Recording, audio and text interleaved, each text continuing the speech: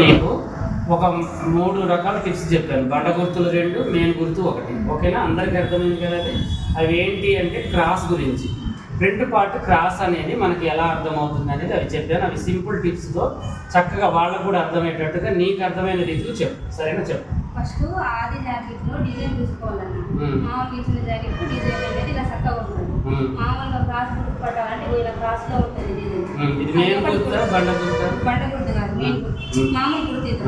బండ గుర్తు ఏంటంటే క్లాత్ అనేది మనం ఇలా లాగితే క్రాస్ ఇట్లా సాగుతుంది. ఇది బండ గుర్తు. బ్యాక్ పార్ట్ మాత్రానికి సాగదు.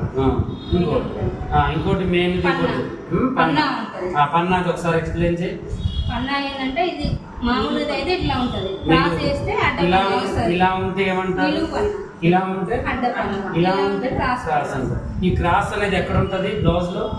ముందు పట్ల ఒక్కళ్ళే చెప్పాలి.